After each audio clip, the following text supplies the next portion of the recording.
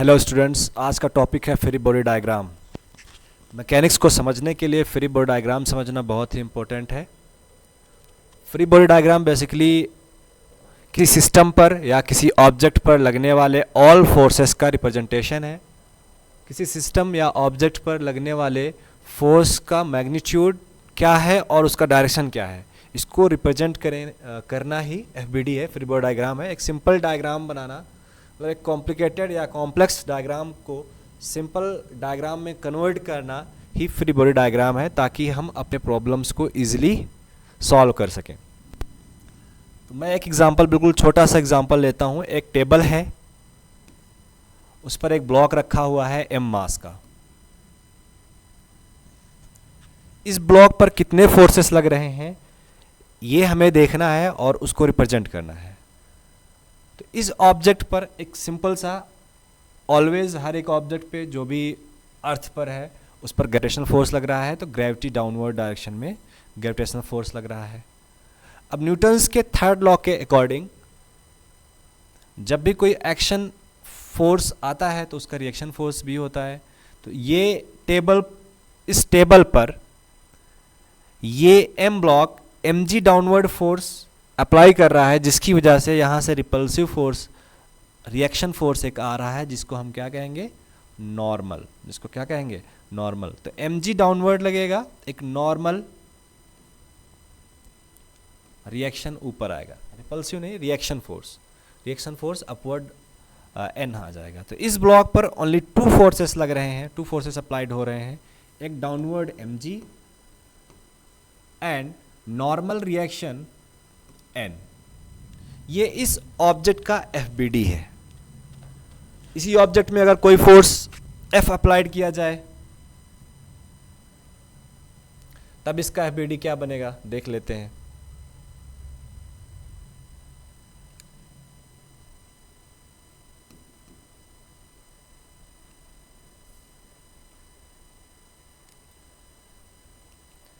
एक force F apply किया गया है इस पर। जब भी कोई ऑब्जेक्ट किसी दूसरे सरफेस पर स्लिप करना चाहता है या स्लिप करता है तो उसके रिलेटिव मोशन को अपोज करने के लिए फ्रिक्शन फोर्स आता है, अगर सरफेस स्मूथ नहीं है तो। इस ऑब्जेक्ट पे फोर फोर्स लग रहे हैं, एक डाउनवर्ड mg ग्रेविटी की वजह से, एक नॉर्मल रिएक्शन की वजह से n, एक F अप्लाइड जो हम अप्लाई करेंगे। और जब ये अप्लाई करेंगे इस पर तो ये स्लिप करना चाहेगा, जिसको अपोज करने के लिए फ्रिक्शन फोर्स आएगा। तो इस ऑब्जेक्ट का एफबीडी अगर हम बनाएंगे तो कुछ ऐसा होगा, डाउनवर्ड mg, फॉरवर्ड डायरेक्शन में applied force Fa, upward direction में normal reaction and backward direction में फ्रिक्शन फोर्स। तो इस ऑब्जेक्ट का एफबीडी कुछ ऐसा होगा। नेक्स्ट एग्जांपल पर चलते हैं। ये एक ट्रॉली है m मास की। इसको किसी फोर्स P से पुल किया जा रहा है और उसका जो डायरेक्शन है वो 30 डिग्री है हॉरिजॉन्टल से। तो इस ऑब्जेक्ट को अगर हम देखेंगे, इस ट्रॉली को देखेंगे, तो इसमें कौन कौन से फोर्स लग रहे हैं। एक तो gravitational force downward, gravitational force downward, और ये सरफेस इसको रिएक्शन फोर्स देगा, अपवर्ड नॉर्मल रिएक्शन। जब ये आगे स्लिप करेगा, ये आगे बढ़ना चाहेगा, तो इसको रोकने के लिए एक फ्रिक्शन फोर्स आएगा जो बैकवर्ड डायरेक्शन पे होगा। एक्चुअल में व्हील पर जब हम देखेंगे तो व्हील ऐसे जा रहा होगा, व्हील पर फ्रिक्शन फोर्स इस डायरेक्शन में होगा, बट ये फ्रिक्शन फोर्स इस ऑब्जेक्ट के मोशन को रोकना चाह रहा है, इस व्हील के मोशन को स्लो करना चाह रहा है। इस वजह से इस पर जो ये P की वजह से इफेक्ट आ रहा है हॉरिजॉन्टल में, जो इसे ले जाना चाहेगा उसको अपोज करेगा ये फ्रिक्शन फोर्स। तो ये मान के चलेंगे इसके सेंटर पर जो फ्रिक्शन फोर्स होगा वो बैकवर्ड होगा। तो इस पर ऑल फोर्सेस अगर हम देखेंगे तो एक डाउनवर्ड mg,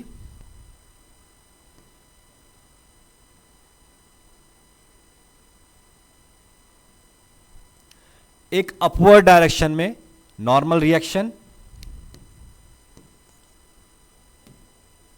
और P की वजह से दो कंपोनेंट होंगे, एक हॉरिजॉन्टल डायरेक्शन में और एक वर्टिकल डायरेक्शन में। हॉरिजॉन्टल डायरेक्शन Px होगा P cos थीटा और वर्टिकल डायरेक्शन में Py होगा P sin थीटा। तो इस ऑब्जेक्ट का FBD कुछ ऐसे हम बना सकते हैं, डाउनवर्ड mg, फॉरवर्ड डायरेक्शन में P cos theta, upward direction में दो फोर्सेस हैं, एक नॉर्मल रिएक्शन और एक P sin theta, P force का कंपोनेंट, और एक बैकवर्ड डायरेक्शन में फ्रिक्शन फोर्स। ये इस ऑब्जेक्ट का, ये इस ट्रॉली का FBD है। इसके अलावा इसमें कोई फोर्सेस नहीं लग रहे हैं। नेक्स्ट एग्जांपल पर चलते हैं। ओके, यहां पे दो ब्लॉक्स हैं A एंड B, जिसको पुश किया जा रहा है A ब्लॉक से।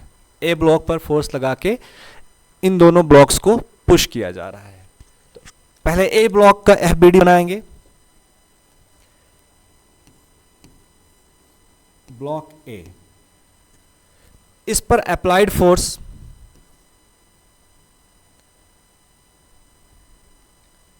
F मान लेते हैं। जब इस ऑब्जेक्ट पर अप्लाई करेंगे फोर्स F, ये B को भी पुश करना चाहेगा, तो B इसको पुश होने से रोकना चाहेगा। और ये फिजिकल क्वांटिटी है, या न्यूटन्स के थर्ड लॉ के अकॉर्डिंग हम क्या देखेंगे कि B इसको ऑपोज करेगा, रिएक्शन फोर्स लगाएगा R। और इस पर कौन सा फोर्स लग रहा है? एक ग्रेविटेशनल फोर्स लग रहा है और एक नॉर्मल रिएक्शन लग रहा है।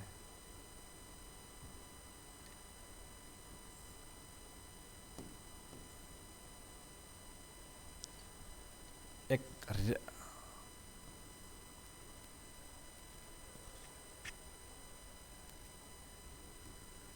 Reaction force, applied force, gravitational force and normal force. तो ए ब्लॉक का जो FBD होगा वो बिल्कुल इतना ही होगा, बस mg डाउनवर्ड लगेगा, फॉरवर्ड डायरेक्शन में R लगेगा, सॉरी बैकवर्ड डायरेक्शन में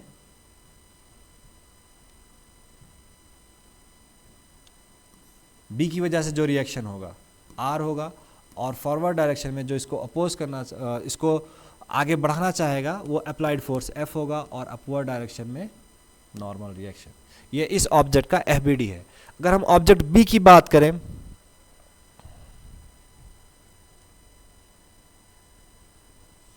ऑब्जेक्ट B की बात करें तो B पर कौन कौन सा फोर्स लग रहा है? ब्लॉक B पर A यहां से इसको पुश करेगा, जिस फोर्स से A यहां पे पुश करेगा वही फोर्स B इसको रिएक्ट कर रहा था, रिएक्शन फोर्स, यही R यहां पे इसको आगे ले जा रहा है।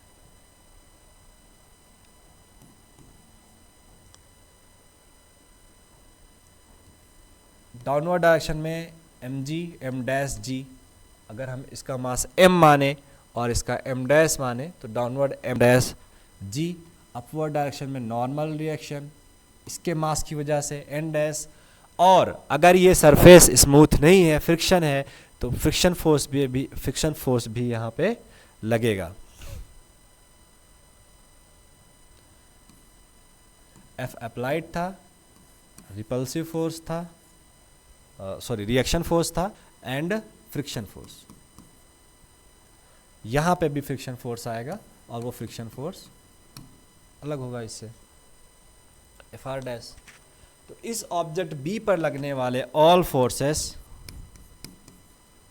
कुछ ऐसे हैं। डाउनवर्ड mg, फॉरवर्ड डायरेक्शन में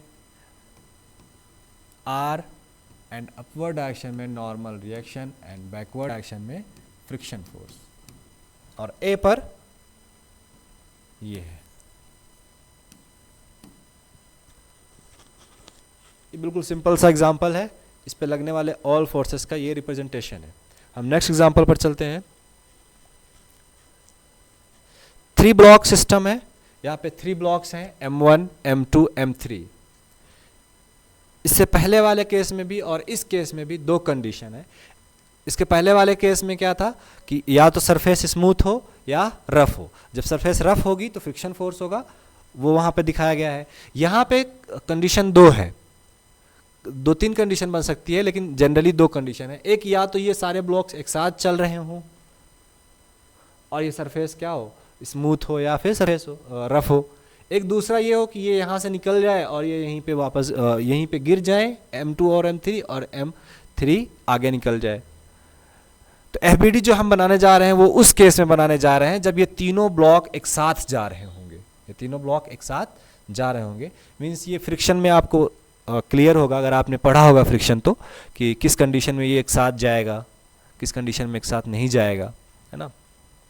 तो यहाँ पे मैं सिर्फ FBD बनाऊंगा और ये मान के चलूंगा कि तीनों ब्लॉक्स एक साथ जा रहे हैं। तो सबसे पहले हम देख लेते हैं। सबसे पहले F फोर्स यहाँ से अप्लाई करेंगे तो ये सरफेस पे रिलेशन मोशन होगा, रिलेटिव मोशन होगा। रिलेटिव मोशन होने की वजह से ऑपोजिट डायरेक्शन में फ्रिक्शन फोर्स आएगा। अब जब ये सरफेस इस सरफेस के M2 का जो सरफेस है उसके रेस्पेक्ट में M3 आगे जा रहा है, तो M3 पर जो रिएक्शन ऊपर की वजह से, M3 पर जो ऊपर के ब्लॉक्स की वजह से फ्रिक्शन फोर्स आएगा, इन सरफेस की वजह से फ्रिक्शन फोर्स आएगा, वो कुछ FR' ऑपोजिट डायरेक्शन में होगा। ये M3 की बात हो रही है। और M2 पे देखते हैं तो क्या हो रहा है कि इस M3 के रेस्पेक्ट में M2 का सरफेस पीछे जा रहा है। तो पीछे जा रहा है बट इस पे फ्रिक्शन जो M2 पे फ्रिक्शन लगेगा वो किधर लग जाएगा, आगे लगेगा, और वही FR' के बराबर होगा। क्योंकि फ्रिक्शन ऑलवेज रिलेटिव मोशन को अपोज करता है। तो इसमें रिलेटिव मोशन M2 ब्लॉक के सरफेस में जो रिलेटिव मोशन होगा M3 के कंपेयर में, रेस्पेक्ट में, वो बैकवर्ड होगा। तो इस पे फ्रिक्शन फोर्स आगे आ जाएगा। M3 का सरफेस M2 के रेस्पेक्ट में फॉरवर्ड होगा तो इस पे फ्रिक्शन फोर्स पीछे आ जाएगा। यही चीज़ यहाँ पे हो रहा होगा कि M2 अब ये इसके साथ चलना चाहेगा तो M2 इसके साथ जा रहा होगा, तो इस पर फ्रिक्शन फोर्स जो आएगा M1 की वजह से, M1 के सरफेस की वजह से, वो बैकवर्ड होगा FR'। और M1 की अगर हम बात करें तो इस पर फॉरवर्ड डायरेक्शन में आ जाएगा FR'।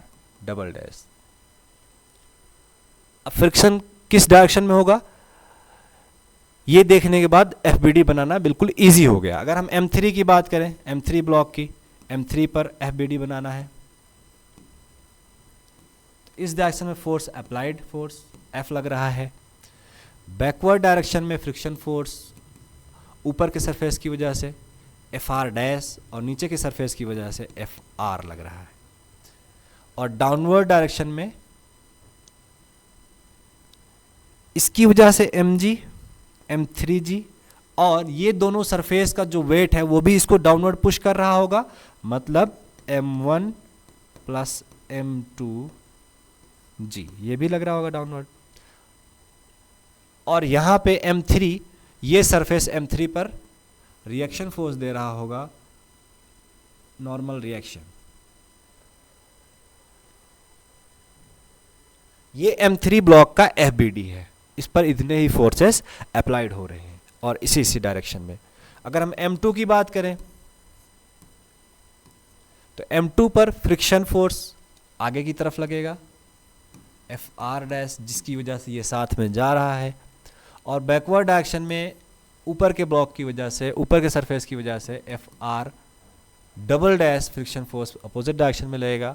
और डाउनवर्ड लगेगा M2g एंड रिएक्शन फोर्स यहाँ पे N'। और ये M2g के अलावा यहाँ पे M1 का भी वेट डाउनवर्ड होगा तो M1g भी डाउनवर्ड लगेगा, रिएक्शन फोर्स N'। तो इस M2 ब्लॉक पर सिर्फ ये 4 डायरेक्शन में फोर्सेस लग रहे हैं। फ्रिक्शन फोर्स आगे की तरफ, सॉरी नीचे के सरफेस की वजह से फ्रिक्शन फोर्स आगे की तरफ, ऊपर के सरफेस की वजह से फ्रिक्शन फोर्स पीछे की तरफ, एंड ग्रेविटेशनल फोर्स, एंड उसके अलावा नॉर्मल रिएक्शन, जो ये सरफेस नॉर्मल रिएक्शन प्रोवाइड कर रहा होगा। M1 की बात करें अगर, M1 पर फ्रिक्शन फोर्स फॉरवर्ड डायरेक्शन में लग रहा है Fr डबल डैश, जिसकी वजह से ये आगे जाएगा, जिसकी वजह से तीनों ब्लॉक साथ में जा रहे होंगे। एंड डाउनवर्ड लग रहा होगा mg m1g and upward direction में एक नया normal reaction n3 n triple dash.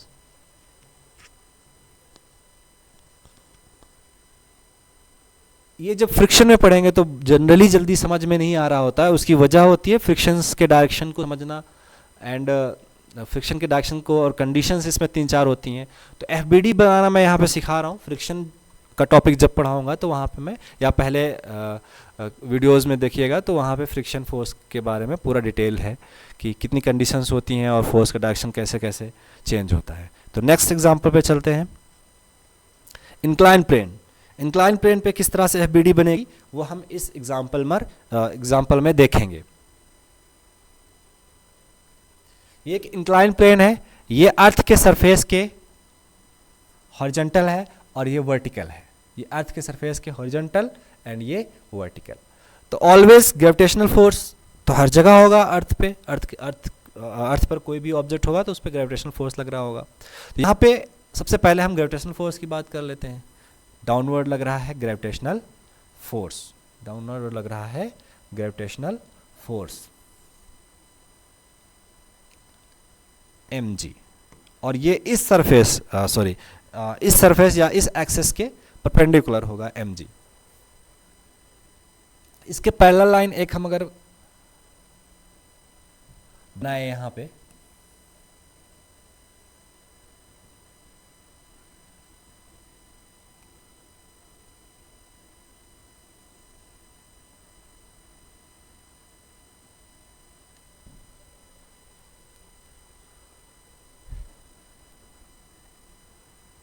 ये जो इंक्लाइन प्लेन है इसके पैरेलल लाइन अगर हम बनाएंगे तो कुछ ऐसा पैरेलल लाइन होगा।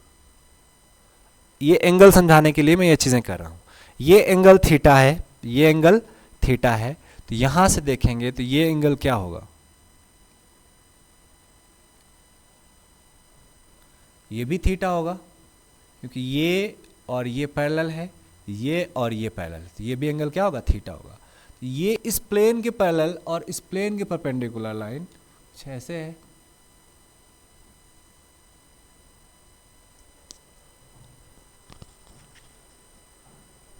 यहां पे 4 लाइंस आ गई, एक एक्स वाई अर्थ के सरफेस के अकॉर्डिंग एंड एक एक्स वाई इस इंक्लाइन प्लेन के अकॉर्डिंग। तो यहां पे mg डाउनवर्ड लग रहा है, ये एंगल थीटा है, ये और ये परपेंडिकुलर है तो ये 90 माइनस थीटा होगा, और ये परपेंडिकुलर है तो ये थीटा हो जाएगा। क्या हो जाएगा, थीटा हो जाएगा। तो mg डाउनवर्ड लग रहा है इस इंक्लाइन प्लेन के परपेंडिकुलर लाइन से थीटा डिग्री एंगल पर। तो इस mg के 2 कंपोनेंट होंगे, एक होगा इस डायरेक्शन में mg cos थीटा और एक होगा इस डायरेक्शन में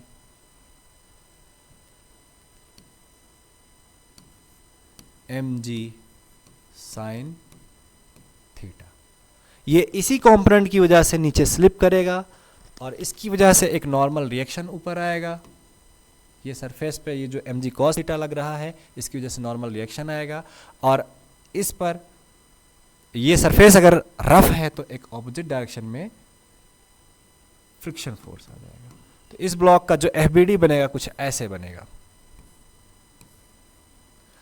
इस डायरेक्शन में लगेगा mg sin थीटा, परपेंडिकुलर लगेगा mg cos थीटा, इस डायरेक्शन में लगेगा friction force, upward reaction normal आ जाएगा। ये इसका एफबीडी होगा। It is very easy. Visualisation जितना अच्छा होगा उतना ज़्यादा चीज़ें समझ में आएंगी। फिजिक्स बहुत इजी है, बस ज़रूरत है स्ट्रॉन्ग विजुअलाइजेशन की। नेक्स्ट एग्जांपल में चलते हैं। ओके, पुली इंक्लाइन प्लेन पर पुली है, पुली ब्लॉक सिस्टम है इंक्लाइन प्लेन पर। बस हमें देखना क्या है कि कौन कौन से फोर्सेस यहाँ पे अप्लाइड हो रहे हैं। अगर हम M1 ब्लॉक की बात करें तो M1 पर डाउनवर्ड डायरेक्शन में M1G फोर्स, ग्रेविटेशनल फोर्स लग रहा है, और स्ट्रिंग की वजह से ये, इसके भी दो कंडीशन है, इसके भी दो कंडीशन है। अगर यहाँ पे जो हमने अभी जस्ट पहले इसके देखा, इंक्लाइन प्लेन पर जो FBD बनाते हैं वो कुछ ऐसा होता है, mg साइन थीटा इस डायरेक्शन में होता है, mg कॉस थीटा इस प्लेन के परपेंडिकुलर होता है। तो यहाँ पे अगर ये थीटा एंगल है तो यहाँ से डाउनवर्ड डायरेक्शन में क्या होगा, ये m2g है, m2g के दो कंपोनेंट होंगे, एक इस डायरेक्शन में m2g कॉस थीटा और इस डायरेक्शन में m2g साइन थीटा। इसके भी दो कंडीशन है। एक कंडीशन ये है कि, तीन कंडीशन है। पहला, अगर स्मूथ सरफेस है तो उस केस में दो कंडीशन होंगे, एक m1g और ये m2g साइन थीटा, इन दोनों को देखेंगे, जिसका अमाउंट, जिसका मैग्नीट्यूड ज़्यादा होगा उस तरफ ब्लॉक का ये सिस्टम जाएगा। अगर m1g की वैल्यू ज़्यादा होगी तो ये नीचे आ रहा होगा, ये ऊपर जा रहा होगा। m2g साइन थीटा की वैल्यू ज़्यादा होगी तो ये ऊपर जा रहा होगा और ये इस इंक्लाइन प्लेन पे नीचे जा रहा होगा। फिर अगर स्मूथ सरफेस ना हो, रफ सरफेस हो, तो उस केस में जब ये नीचे जा रहा होगा, ये ज़्यादा होने पे इससे ये नीचे जाना चाहेगा, फिर फ्रिक्शन फोर्स यहाँ पे आ जाएगा। और अगर ये फ्रिक्शन फोर्स और m1g दोनों को, जो स्टैटिक फ्रिक्शन फोर्स होता है, दोनों का जो सम है वो इससे ज़्यादा हो जाएगा और इससे ये ज़्यादा होगा, तो उस केस में ये रुका हुआ होगा पूरा सिस्टम। लेकिन m2g साइन थीटा की वैल्यू m1g प्लस इस फ्रिक्शन फोर्स दोनों के सम से भी ज़्यादा होगा, तभी फिर आगे जा रहा होगा और फ्रिक्शन फोर्स पीछे लग रहा होगा। अगर m1g m2g साइन थीटा से ज़्यादा होगा तो ये सिस्टम नीचे आ रहा होगा, ये ऊपर जा रहा होगा, फ्रिक्शन फोर्स का डायरेक्शन चेंज हो जाएगा, फ्रिक्शन फोर्स नीचे लगने लग जाएगा। तो इतनी कंडीशंस होती है। तो FBD हम एक कंडीशन को लेके बना लेते हैं।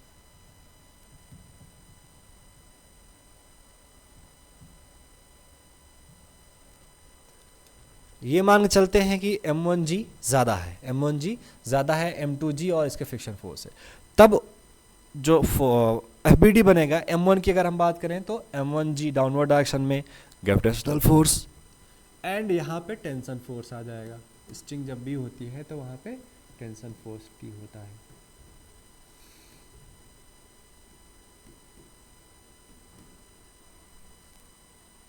m1g ब्लॉक की बात करेंगे तो downward m1g and upward direction में टेंशन T।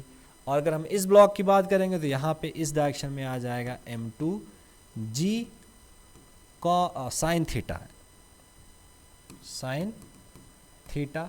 इस डायरेक्शन में आ जाएगा m2g cos theta, upward direction में होगा नॉर्मल, और ये ऊपर जा रहा होगा तो फ्रिक्शन फोर्स जो होगा वो यहाँ पे हो जाएगा। ये इसका FBD हो जाएगा। दूसरा केस, अगर ये m2g साइन थीटा ज़्यादा होगा m1g से, तो ये ऊपर जा रहा होगा, ये नीचे आ रहा होगा, तो फ्रिक्शन फोर्स का डायरेक्शन यहाँ से बदल जाएगा, बाकी सारा कुछ वैसा ही रहेगा। तो ये इंक्लाइन प्लेन पर किसी ब्लॉक का FBD है। FBD बनाना बिल्कुल इजी है, और FBD बनाना सीख गए अगर अच्छे से, फिर मैकेनिक्स के प्रॉब्लम में मुश्किल नहीं आएगी, इजीली सॉल्व हो जाएगा। एक पेंडुलम है जो एक वायर से हिंज्ड है, फिक्स्ड है, और ये हिंज है जो ऑसिलेट कर रहा है। इसके FBD की बात करें तो यहाँ पे कौन कौन से फोर्सेस लग रहे हैं उसको देखेंगे और उसको रिप्रेजेंट करेंगे। M ब्लॉक का है तो एक डाउनवर्ड डायरेक्शन में mg लग रहा है। अब अगर हम अर्थ के सरफेस की बात करें तो mg परपेंडिकुलर होता है अर्थ के सरफेस के, तो इस पॉइंट पर अर्थ का सरफेस कुछ ऐसा है एंड उसका परपेंडिकुलर कुछ ऐसा है।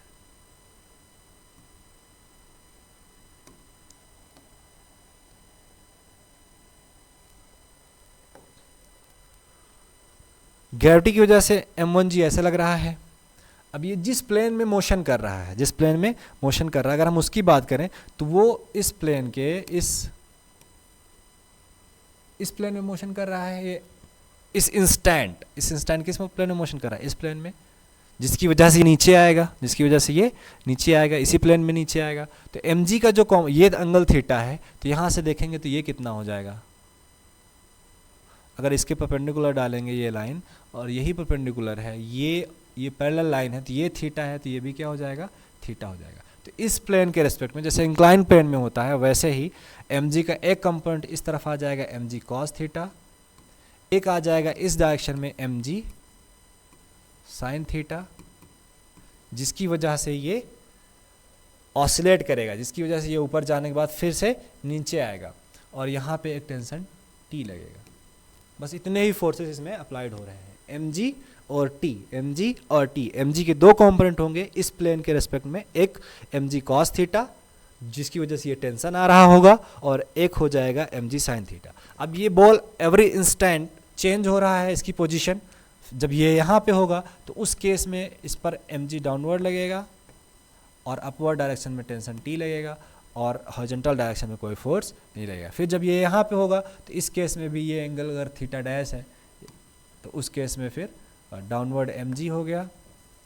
इस प्लेन में ये मोशन इस इंस्टेंट पे कर रहा है, m g cos theta dash हो जाएगा और इस डायरेक्शन में हो जाएगा m g sine theta dash, और इसी की वजह से यहाँ पे ये टेंशन आएगा। तो किसी भी इंस्टेंट एफबीडी हम इस पेंडुलम का, इस बॉब का एफबीडी बना सकते हैं किसी भी इंस्टेंट। बस हमें देखना होगा कि एंगल क्या है, डायरेक्शन क्या है, फोर्सेस कौन कौन से अप्लाइड हो रहे हैं। पुली ब्लॉक सिस्टम्स है, इसमें 4m मास है, 2m मास है, m मास है, और तो ऑब्वियसली ये ब्लॉक नीचे आ रहा होगा, ये सिस्टम पूरा ऐसे मोशन कर रहा होगा, ये ऐसे, इसका डायरेक्शन कुछ ऐसे होगा। अगर हम m ब्लॉक के एफबीडी की बात करें तो downward mg and upward direction में लग रहा है टेंशन T। अगर हम 2m की बात करें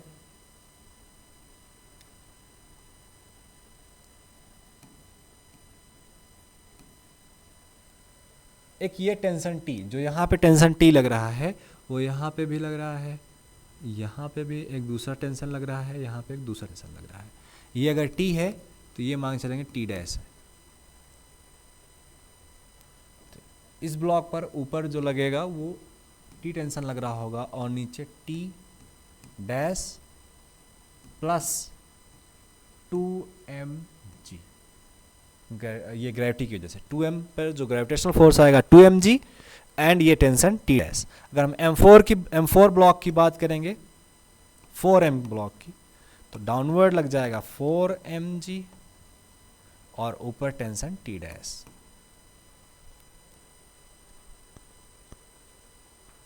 तो ये इसका FBD होगा।